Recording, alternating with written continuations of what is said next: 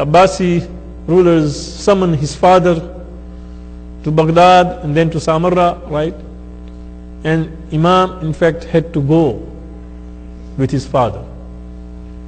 So, right in his childhood, he was with his father at the age of 11. And when the 11th Imam was in prison, was put under house arrest, and the difficulties which 10th Imam faced, even 11th Imam faced with him.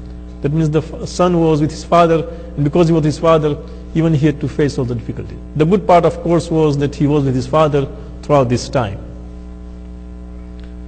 The 10th Imam Shahadat took place in 254 age, just 1 year before the birth of our 12th Imam, Imam Hassan Al-Askeri Faraja.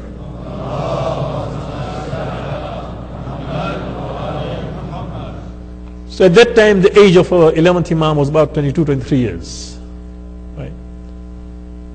This is the time when 10th Imam becomes Shaheed, and the 11th Imam takes over the responsibility of Imamat.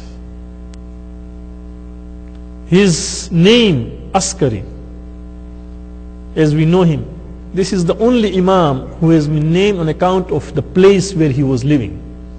Every Imam, if you see, the title is on account of some kind of quality, some kind of sifat, attributes which the Imam had. Right? Al-Rida, Al-Qadim, Al-Sadiq. These are all qualities found within the Imam. 11th Imam is the only Imam that if you find his title Askari, Askari doesn't mean anything quality. Askari just means somebody who lives in Askar.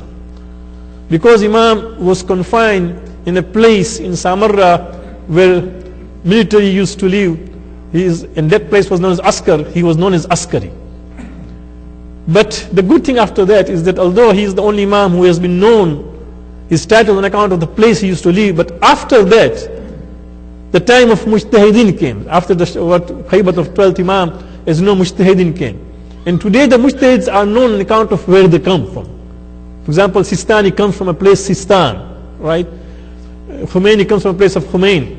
So this kind of practice started with 11th Imam. That 11th Imam has been known by this title on account of the place where he used to live. Otherwise, it's not a quality, unlike other Imams. His kunya was Abu Muhammad.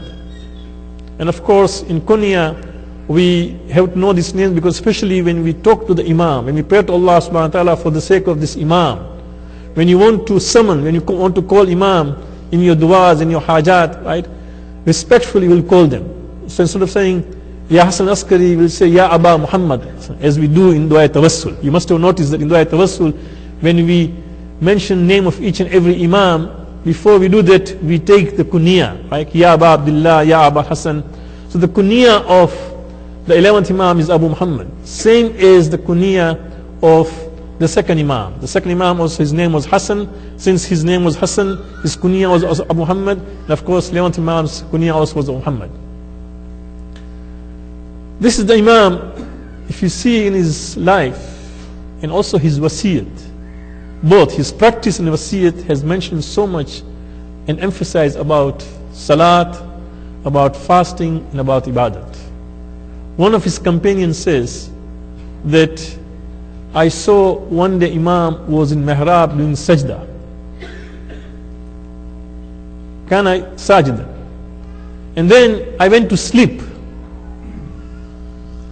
I woke up and he was still in sajda. This is the Imam. His ibadat, he used to like ibadat so much. He has not only advised us and then wasiyat that we should do ibadat, but he himself was practicing it. And this is not the only example. If you find that Imam was in prison and confined to house arrest number of times. So one day, somebody by the name Saleh, Saleh al-Wasfi, he was given the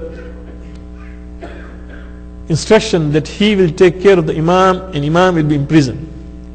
So when Banu Abbasi came to know that Imam is in the jail, in the prison, they came to Saleh al-Wasfi and said that make his life very difficult.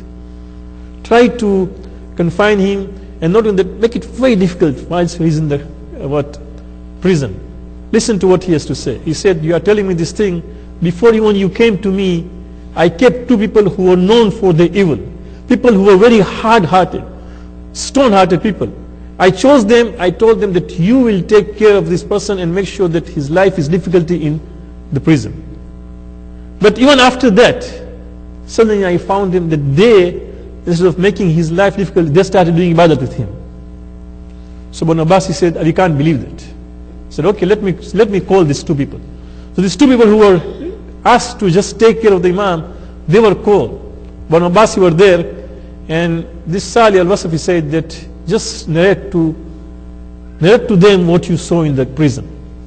So these people said that yes, when we were asked, we were instructed that we should make life of Abu Muhammad very difficult. When we went to the prison, what we saw, the person was fasting in the daytime and just doing ibadat at night.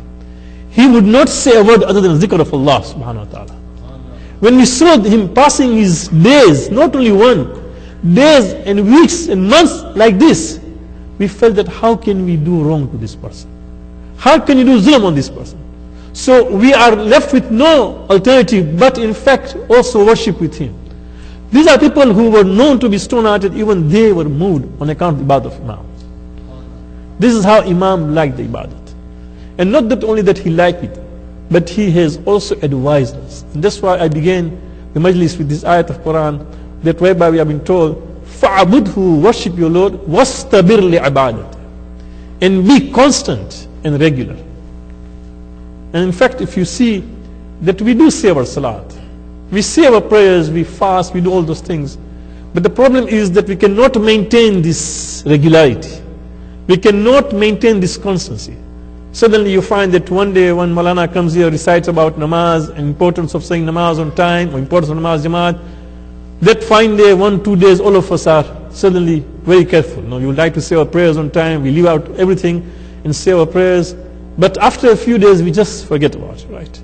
That soda no josh just is gone, right? Suddenly. Why is it that we cannot maintain this kind of constancy and this regularity? When Quran says, وَاسْتَبِرْ لِعِبَادَتِي, persevere and be constant in the prayers, in your ibadat of Allah subhanahu wa ta'ala. And if you see our Imams, that in spite of this condition, alright, that they are being jailed, and not only jailed, but in the prison they are being troubled and hurt and being terrorized in the prison, right, tormented. Even then, when it comes to ibadat, they do not leave it. Why? Because they know that Allah has said that وَمَا خَلَقْتُ الْجِنَّ وَالْإِنسَ إِلَّا لِيَعْبُدُونَ. Allah has said in the Quran that I have not created the jinn and the ins except that they do my ibadat. So the purpose of our creation is ibadat, right? And of course I know there is an argument which says ibadat is very wide in meaning, right? Ibadat is every action which you do which would please Allah subhanahu wa ta'ala, including to go and earn your living, to just take care of your children, take care of your parents. Yes, indeed, no doubt, this is ibadat.